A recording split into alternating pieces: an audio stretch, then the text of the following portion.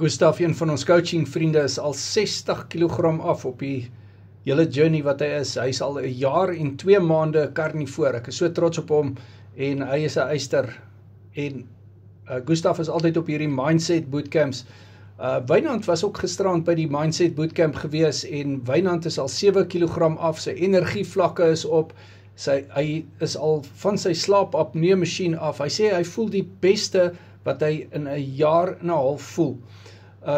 So ongelooflike getuienisse wat ons hier gehad het op die Mindset episode 32, wat nou volgende week donderdagoggend 10 uur herhaal. Jy wil dit nie misloop nie. Sondag is die Histamina Bootcamp, dan die Sinus en die Sinus Bootcamp die naweek daarna, en dan die Metabolisme Bootcamp, en dan doen ons 'n Spierbou Bootcamp.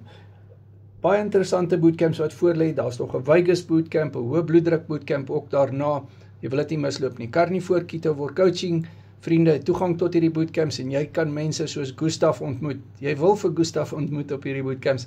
Dis 'n baie aangename ou, en ek waardeer sy vriendskap ongelooflik baie. Dankie Gustav, jy's 'n eyster.